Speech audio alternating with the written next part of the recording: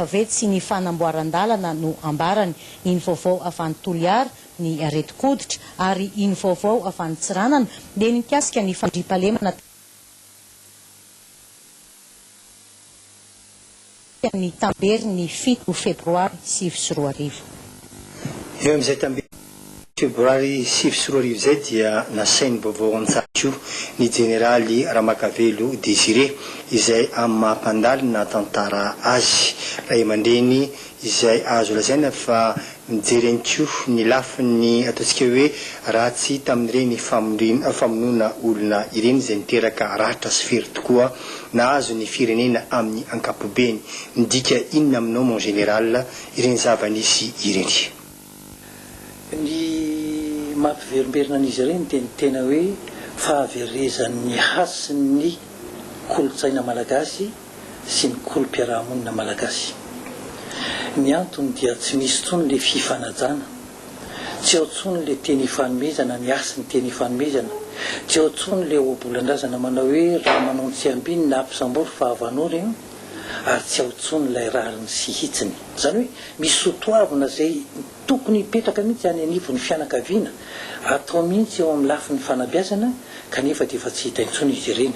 Ary matoa miverimberina reny tranga mampalahelo reny, reny fifamonoana, fifanjevona hotakotaka eto amin'ny tany sy ny firenena ireny, dia satria tsy mitana ny teny nomeny ny mpitondra. Faharoa, ny fanaovana politika eto Madagasikara dia tena hoe ny anjakan'ny vola. Tsy ao tsony le hoe rariny sy hitsiny, tsy ao tsony le hoe fahamarinana, tsy ao tsony le hoe fitsimbinana ny madinika.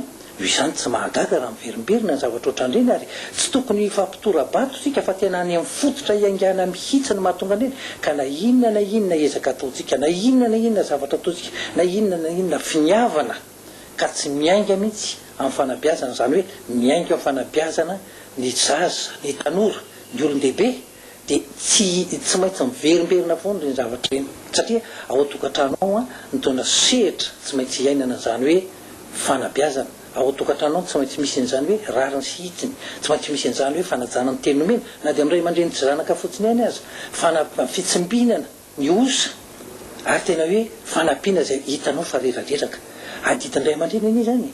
Ary ny tena mahazava-dehibe ny hoe hiverenan'ny hasin'ny kolotsaina malagasy, ny kolom-piarahamonina malagasy io dia tena hoe azo iainana io ao an-tokantrano, azo iainana io any am-pianarana, any am-piasana, ary tena azo ampiarina io eo amin'ny fiarahamonina. Ka raha miteny izany hoe azo ampiarina eo amin'ny fiarahamonina zany dia mazava loatra fa ny firenena no azo tombotsoa aminy.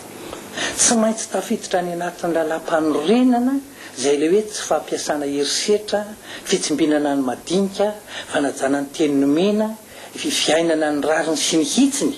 Ary zay raha izay nanaovantsika hoe fitsapana hevi-bahoaka hoe ekenareo vahoaka malagasy ve, fa ny dina-piarahamonina izay apetrakitsika manomboka izao dia tsy maintsy misy an'ireto sotoavina efatra ireto. Satria rehefa mipetraka any anatin'ny dina-piarahamonina izay tsy afaka hiala tsony reo mpitondra, ary azony vahoaka atao tsara ny mety hoe manala azy. Ka amiko eto dia ohatrany hoe miditra amin'ny zavatra efa misy tamin'ireny tany fifanarahana tany Maputo reny iny, anisan'ny zavatra dinihina voalohany ny fametrahana sotoavina. Ary zay raha te anaraka zany tsika hoe ekena ihany izay zavatra tany Maputo, ny zavatra azo adinontsika indray matolaty malala rasata eo amin'ny fifanarahana iraisam-pirenena, ny zavatra natao soni na tianao na tsy tianao dia tsy maintsy ampiarina. Fa ahoana ny fomba natanterahana azy? Fomba natanterahana azy dia zay hoe raha manao référendum tsika ka apetrakitsika reo le sotoavina zay efa hita tany Maputo, ka tena apetraka ho dina-piarahamonina ho an'ny malagasy, mino maromaro ianao fa tsy misy olo afaka antahany zany eto ambonin'ny tany.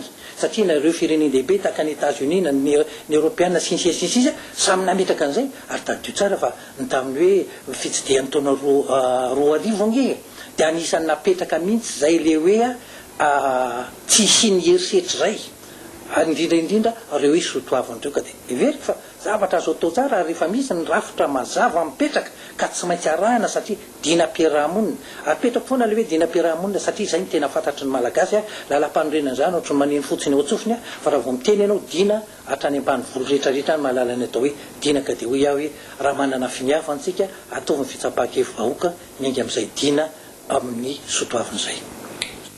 isorako betsaka ianao général Ramakavelo izay naraky ny vahiny ihany koa fandroany zany teto amin'ny télévision malagasy ary ajantsika hatreo aloha zany lafin'ny politika fa hiditra amin'ny lafin'ny vaovao hafa indray sika ty misy fanambarana ny ministry ny serasera Nathalie Rabé dia manasa ireo talehan'ny famoahana na ireo directeur de publication ny haino amanjery rehetra na ihany koa ireo directeur de publication avy amin'ny gazety rehetra ho tonga eny amin'ny hôtel Colbert ny alatsinainy fahavalo ny volana febroary 14 izao manomboka amin'ny 7 ora isin'ny fionana sy fiaraha-midinika tanteraka iarahany rehetra izany ao amin'izay tontolo ny serasera izay.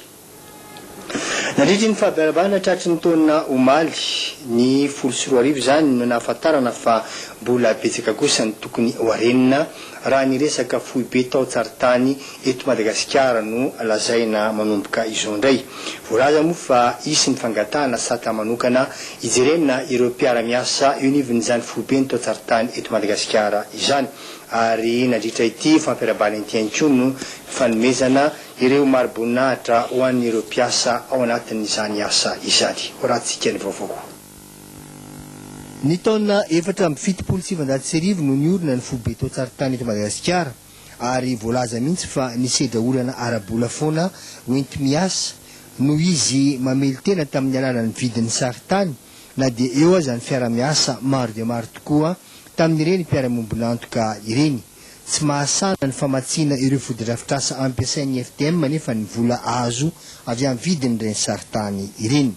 Amin'izao fotoana izao misy ny tanjona izay ho tratrarina. Ny amoahana sata vaovao ny feny FTM izay ahitana ny tohana maro isan-karazany sy ny programa fanavozana andreo fotodrafitrasa radiografika eto amin'ny firenena. Manana ny anjara toerany lehibe eo amin'ny asa fampandrosoana eto Madagasikara ny foibe tao-tsaritany eto Madagasikara. Izy no manao sy manome ireny fangitra ara-géografika ireny na ny antsoina hoe information géographique na ireo antsoina hoe infrastructure de données spatiales toy ny fomba fanajariana, ny fomba fampandrosoana, ny misy ireo fodrafitrasa isan-karazany, ny ala voajanahary, ny fetrany faritra misy ny firenena sy ny sisa. Piasa 700 moa amin'ireo 500 no nomena ireo maro-boninahitra teny amin'ny espace madio ankadikely omaly. Maraiky moa fa ny ministera ny fanajariana ny tany sy ny zara-pahefana no miara-miasa akaiky amin'ny foibe tao-tsaritany Madagasikara ary ihany koa ny ministera ny vola izany. Ivadika eo amin'ny ministera ny tontolo iainana indray isika. Voalaza fa rano maloto sy misy akora simika mirefy 720 metatra cuba isan'andro no kirakiray ny orinasa groupe Sokota any Antsirabe any ary dia misy fiantraikany betsaka eo amin'ny sehatry ny tontolo iainana mihitsy moa zany fampiasana rano maloto izany. Nefa ankehitriny dia misy niezaka ataon'ity orinasa Sokota ity zany eo amin'ny fanadiovana ireny rano maloto ireny mba isin'ny zavatra azo raisina vokatsoa azo raisina manodidina izany. Tany an-toerana ny ministry ny tontolo iainana nijery ny zava-misy omaly Solange Rakotano sy Zafimaly Rodriguez no mitatitra antsika izany vaovao izany. Isan'ny orinasa azo atao modely amin'ny fiarovana ny tontolo iainana sy ny ala ny groupe Sokota eto amin'ny faritry Vakinakaratra. Alohan'ny ananganana orinasa toy izao tokoa mantsy dia tsy maintsy misy ny fifanarahana sy ny fepetra tokony araina amin'ny fiarovana ny tontolo iainana sy ny manodidina. Omaly ary dia tonga nijery fotony izany fotodrafitrasa izany taty an-toerana ny ministra tompon'andraikitra. Ny usine rehetrarehetra dia misy alohany hanomezana azy ny permis dia misy fanarahana, misy ny cahier de charge dia fanarahana atao dia ny fanajana sy ny fiarovana tontolo iainana. Dia hitantsika moa zany fa ny groupe Sokota dia anisany usine modèle izy tsy vitany hoe voakarakara le rano hitantsika hoe maloto eo fa traitena izy mba tsy hanimany tontolo iainana fa manana pipitiera koa izy a ahafahany miara-miasa